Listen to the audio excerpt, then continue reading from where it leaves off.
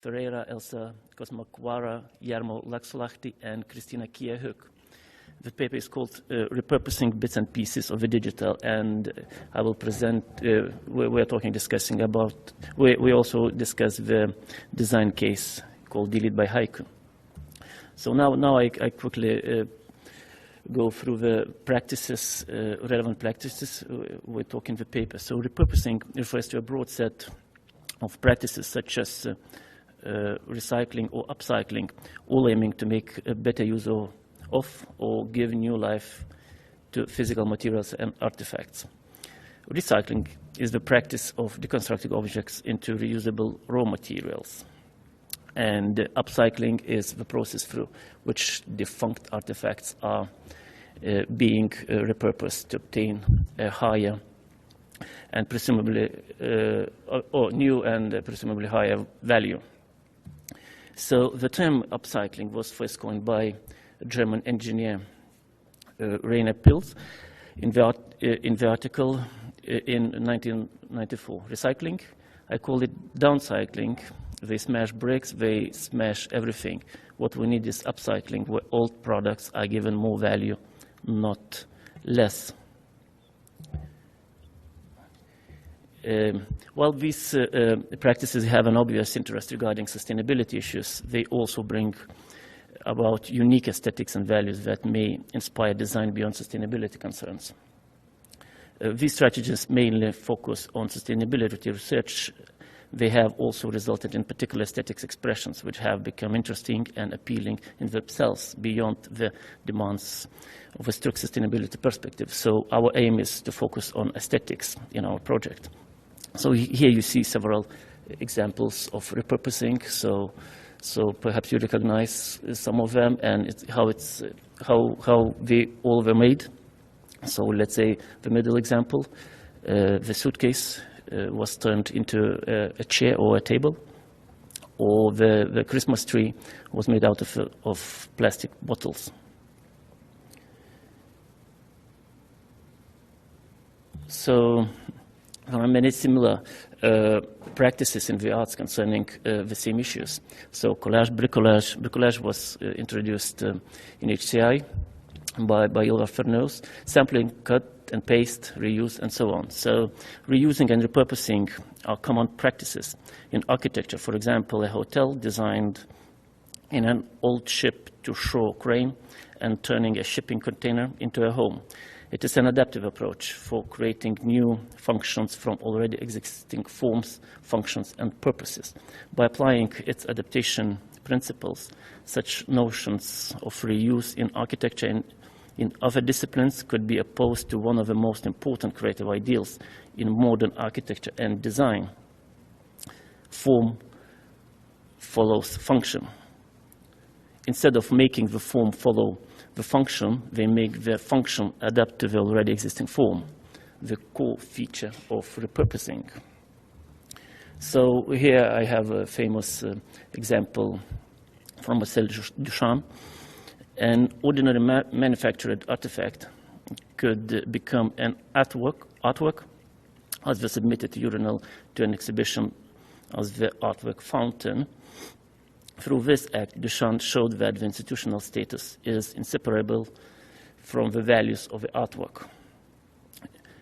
The fountain is an example that clearly shows some of the characteristics of an upcycling process. A flip, rotation, simple change of an existing artifact suddenly turns it into something entirely different with a higher value. So now we come to our project and design case called Delete by Haiku.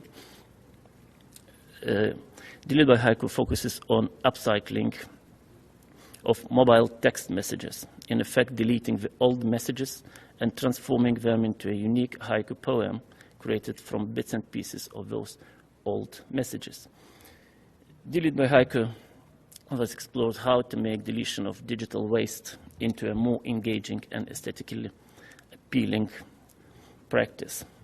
So what is haiku? Haiku is a traditional form of Japanese poetry featuring a simple constructive form with a limited number of syllables. In general, Haiku poets use a structure of 5, 7, 5 syllables for its 3 lines, resulting in a single strophe. Contemporary curators of haiku do not always follow the traditional structure strictly, and sometimes write without counting syllables or the numbers of verses. Here I want to show a video. How do we do it? Okay.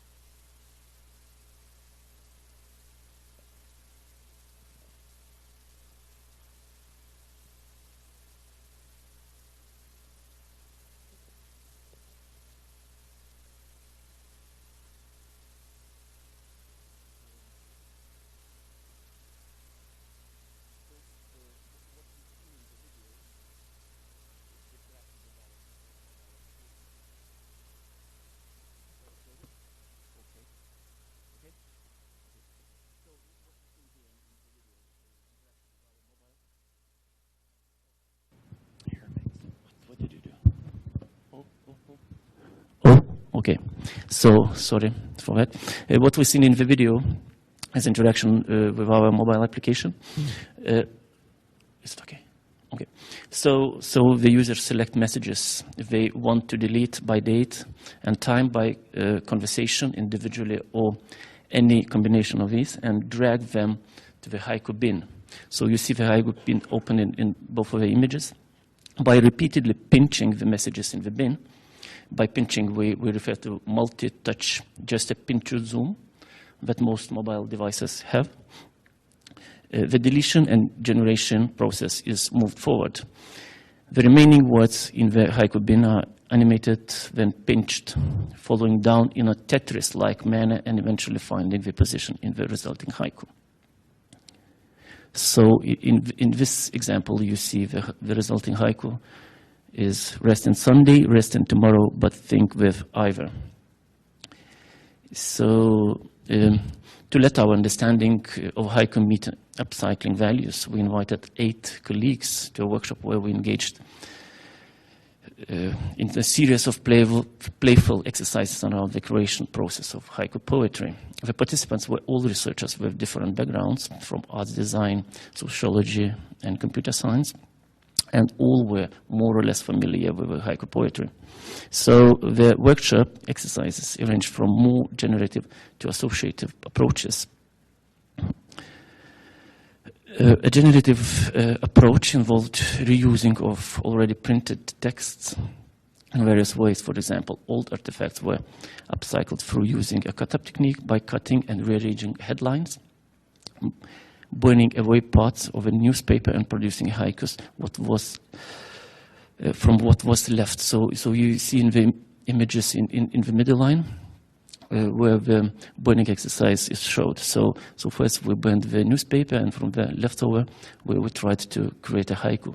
So in the image on the right, you see that a participant found 3 words on this piece of paper. And it resulted in the haiku, December, December, December. So later in the workshop, we applied an associative approach where haikus were created in more interpretative and intuitive ways through associations to artifacts and without providing the participants with any printed words. So you see in the image on the right, on top, that we provided several objects, artifacts, and we played with them. And again, I have another video. It's about from the workshop. So. Replace one word of the sentence with a random word of a page. Object, sound, or act. Life throws us invitations. Thought this first sentence and last sentence somewhere in the middle as well, where I could fit more or less the 5 syllables. And this one was like the only sentence in that page that was not about like her. In the lectural exercise, taken apart.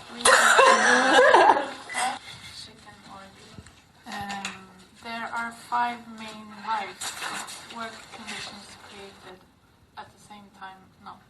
Time and causation. If he presently remembers, he will not perceive. Sonic identity, only aesthetic principles, original language. And you mixed as well. Did it work out for you? Undeniable. Yeah. They should emphasize, perhaps without even thinking, texts should be balanced. So perhaps, yes, this is about the workshop.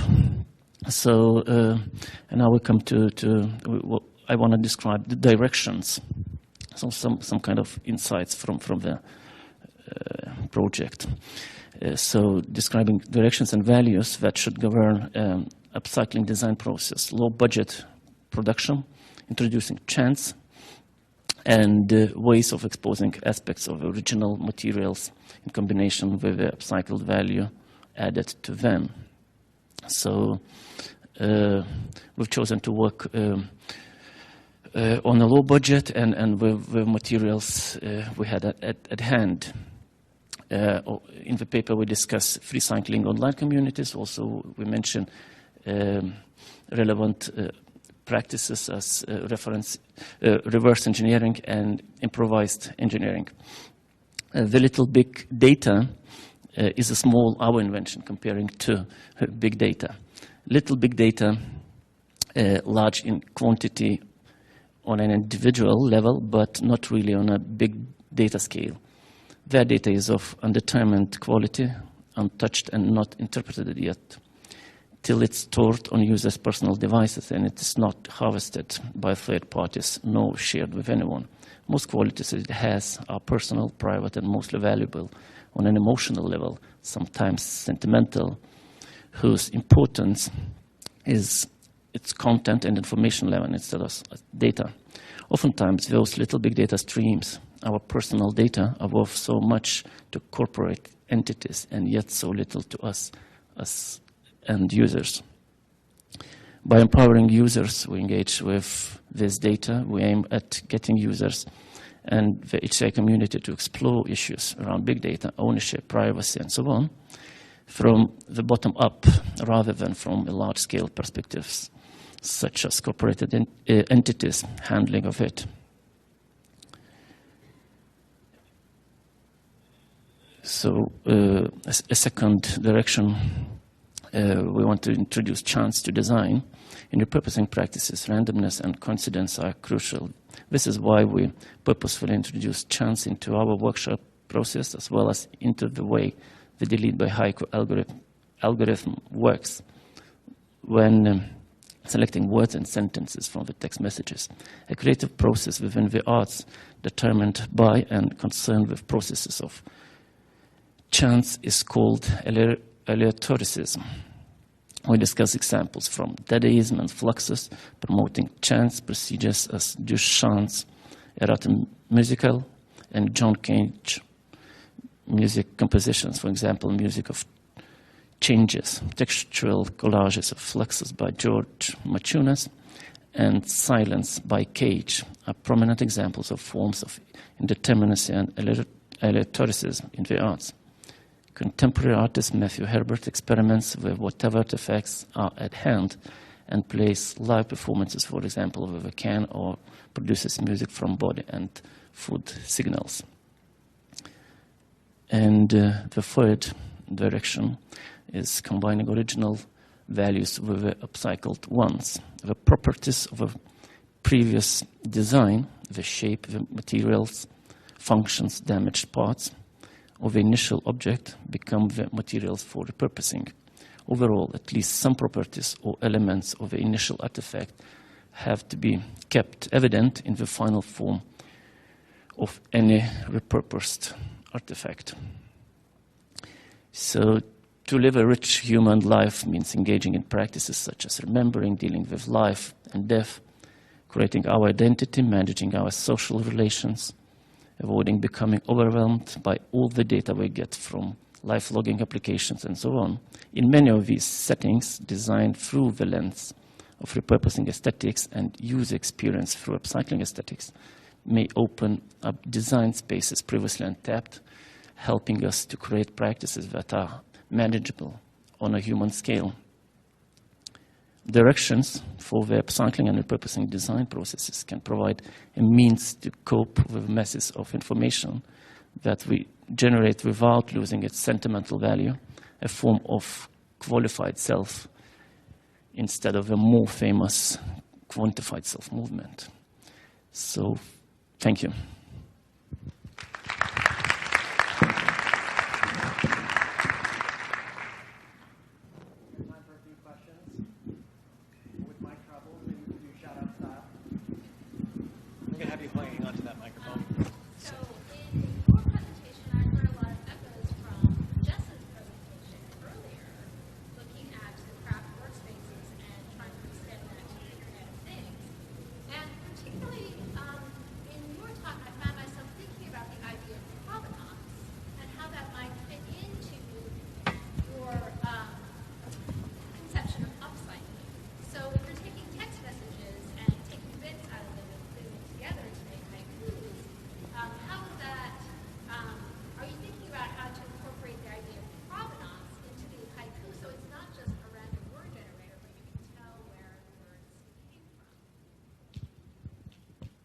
So if I heard you properly, it's kind of a bit like of a distance, but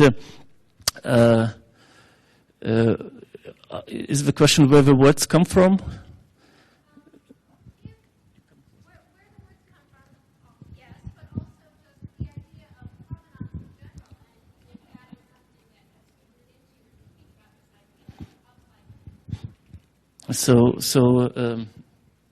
So one feature of the application is that, of course, that the user of application, right, like you can communicate, have a conversation with the person who sent to you personal messages. So then you can upcycle or repurpose that conversation and send it back. So it's it's still very much private conversation, and of course it's private conversation, and both people, both users, they know what it's about. So it's kind of changing the meaning perhaps, but it's still they know what conversation is about and the stories behind.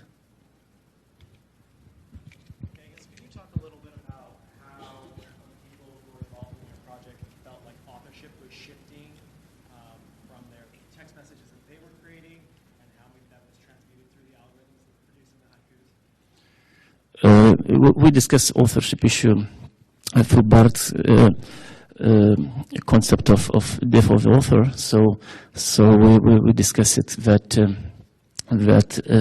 the users are becoming authors by using this application and by creating